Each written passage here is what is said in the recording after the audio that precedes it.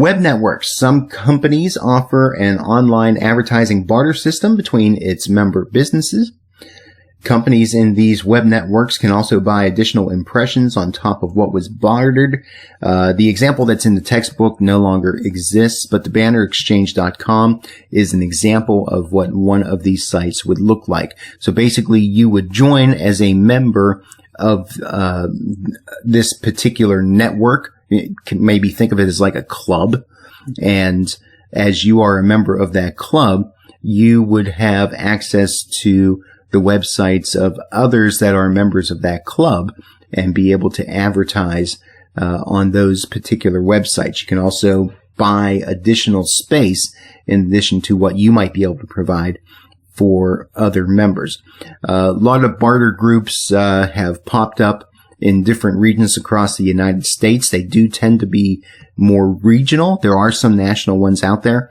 But it is one way to try to, from an advertiser's perspective, cut down on the costs of advertising online. So how do you make money selling all of this stuff? Advertisers have to approach the web the way they would approach any form of traditional media, by asking, what's the best way to reach the prospects for my goods or services? Again, they're trying to solve a problem. They're trying to create brand awareness. They're trying to get people to walk into their stores or make a phone call or visit their website, ultimately to purchase their goods and services. So how does a particular company best do that? And is internet a good option for them? According to the Internet Advertising Report, whenever advertisers make media buying decisions, they use a rate card supplied by each of the potential sites, magazines, and the like. The rate card lists the rate that the publishers charge for each type of advertising product that it offers. So in that way, the process is somewhat similar to what we've looked at for traditional advertising. The rates are going to be a little different, though, in structure compared to the rates that are offered in TV and radio. Today's prices are usually determined by one or a combination of these two things, either CPM, cost per thousand, or CPC, cost per click. Some things to keep in mind here. Say you wanted to advertise with Google, and we found some numbers for 2018. The average cost per thousand to advertise with Google in 2018 was $2.80. Average cost per click was 75 cents. And now this could be one of those places where it's a little hard to kind of imagine the numbers. The average click-through rate when advertising with Google is about 1/3%. It's 0.35%. Now, it doesn't seem like a whole lot. However, the average click-through rate, again, being 1/3 of 1%, but that's 1/3 of 1% of 1.7 billion people that use Google every day. And so if you do the math, 0.35% of 1.7 billion people is just a little short of 6 million. So you've got 6 million click-throughs that happen on Google every day. Google's ad revenue in 2018 was over $116 billion. Now, again, Google is going to be one of those places where there's a little more,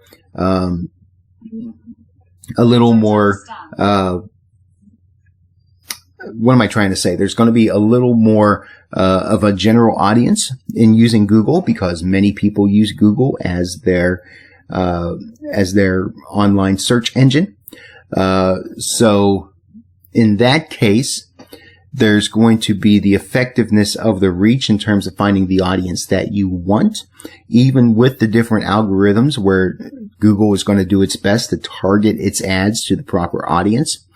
But you may have better luck in advertising on a website or on a service that is going to cater more to the demographic that you're looking for. And you may have a higher cost per thousand or a higher cost per click on those particular websites. But again, you're targeting to a particular audience that you're especially interested in. And that value may be worth much more to you than doing on a general site, especially if you're going for the cost per thousand model, where you can be guaranteed that out of 1,000 people, the vast majority of them are going to be those in your target demographic, as opposed to a general audience on a site like Google itself. Cost per thousand and cost per click rates are going to vary wildly from site to site, again, based on all those things that we've talked about. The cost per thousand myth. CPMs vary widely on the web, much to the consternation of advertisers that are used to traditional media. The internet advertiser must remember, though, that while the internet reaches large audiences in terms of numbers, each audience member is reachable in a one-on-one setting. This is one of the strengths of online media, is that it is much more intimate in terms of the interactivity aspect than even where we talk about the intimacy of radio, where the one that consumes radio kind of feels like that they are being entertained in and of themselves, that the announcers are talking directly to them, and it feels much more personal. The internet can be even much more so, because they are the sole audience looking at a screen that is consuming the content that they're searching for. New media are about true demassification and one-to-one communication in that way. So, pricing strategies. It's going to be based on a variety of factors. There's market conditions, there's research information, feedback from the sales force, and the availability of advertising opportunities on a particular site. All these sorts of things are going to factor into how much it's going to cost an advertiser to be able to place its content on a particular website. Websites that can show highly targeted audiences that appeal to specific demographic needs or advertisers can charge a higher cost per thousand than sites that attract less targeted audiences because of the site's concentrated reach and or its ability to showcase advertising to only the right individuals. So, again, all of that to say, there's that debate that we use in terms of broadcast TV, radio, and cable advertising still kind of fits with the online space. Do you want the mass number of eyeballs, or do you want your message to reach a certain targeted audience? And the value of that is going to be different, and it's going to be more attractive to you as an advertiser depending on what it is that you want.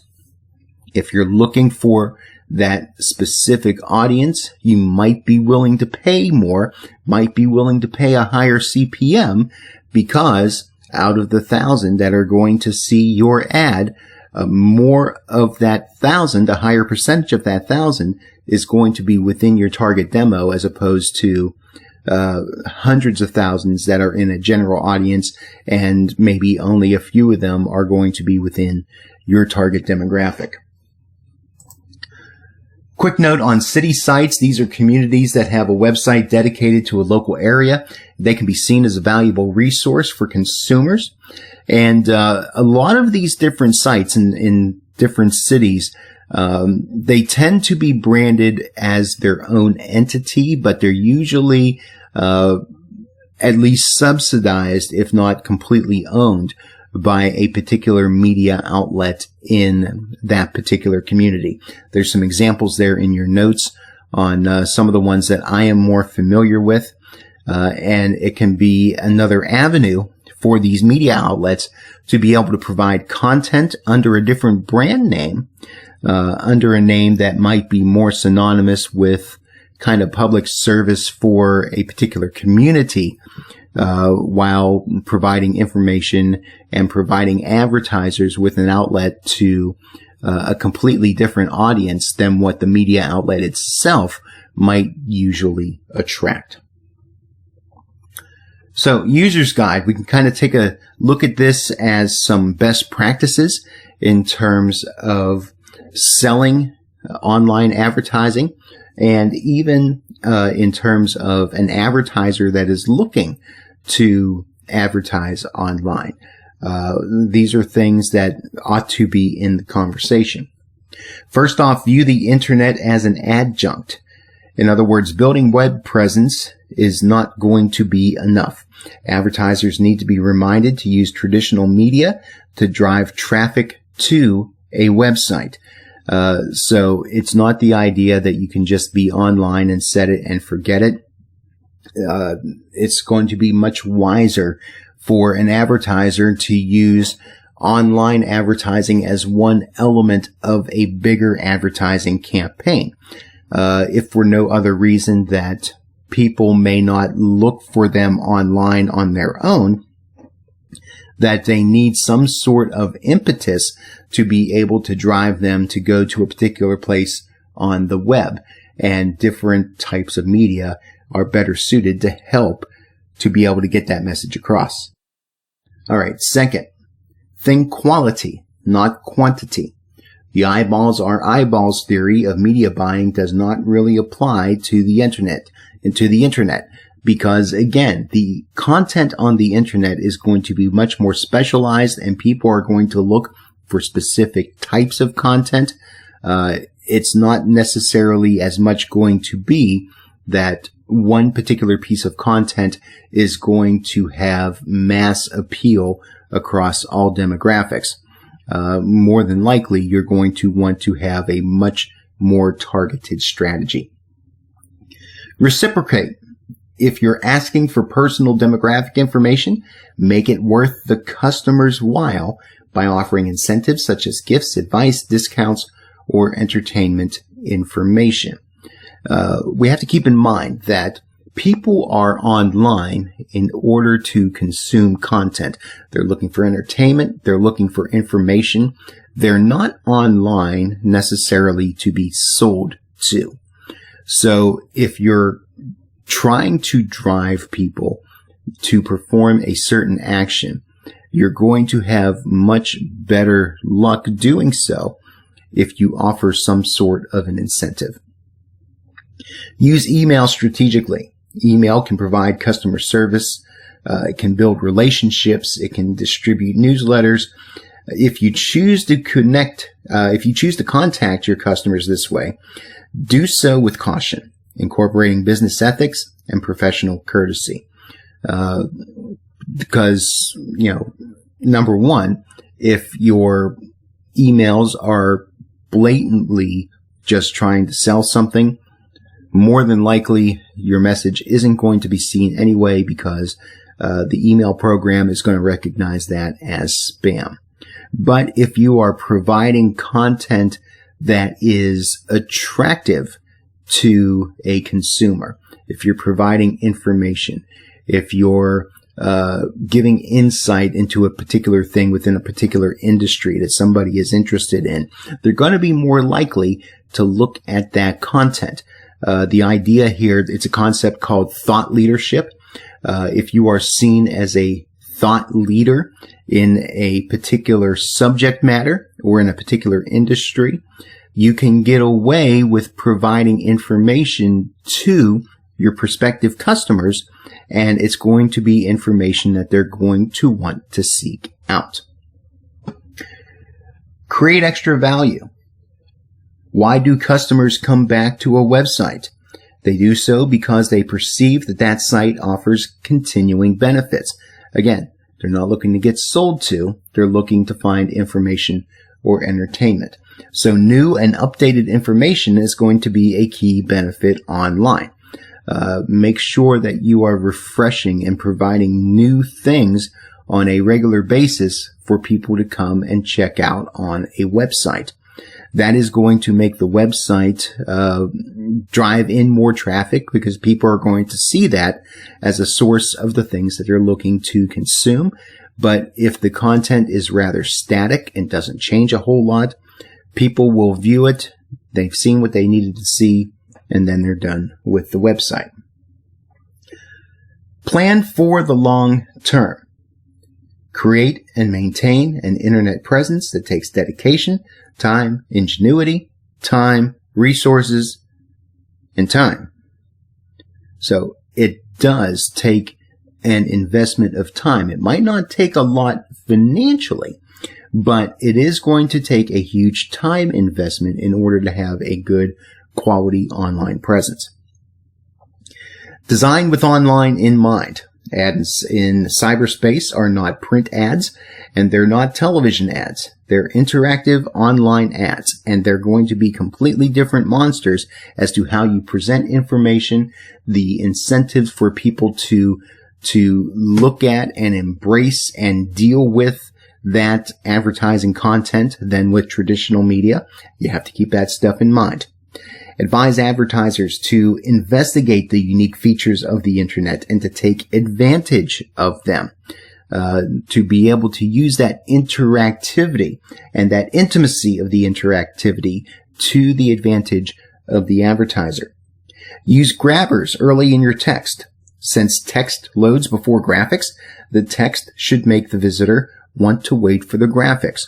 Most website builders are going to provide ways for you to be able to include captions on different images and videos and other overlays. And that text will show up before that dynamic content shows up. So while the consumer is waiting 3, 4, 5, however long seconds for that content to show up, they can look at that caption, and that could possibly be enough to make somebody wait there for the extra time it's going to take for that page to fully load. Offer interactivity early in the text. Give the user something to do. Again, use the internet to its advantage in terms of that intimate interactivity. The attention economy. In cyberspace, information is not only abundant, it's overflowing. What is scarce, however, is enough attention to attend to all the information that tempts us. We have, especially now, with the way that information and entertainment is available to us pretty much instantaneously, we are not willing to wait. We are not willing to, as consumers, do a lot of hunting and looking for certain things. If it takes too much effort on our part, that we have to do too many clicks or scroll through too many pages, we're not going to be interested and never receive that content that people want us to receive. Michael Goldhaber says, because attention is a limited resource, our economy will be an attention economy. Attention is scarce. To understand this is to understand the function of advertising on the internet. So you have just seconds, if that, to be able to capture somebody's attention when they are surfing online. So you really need to know your audience well.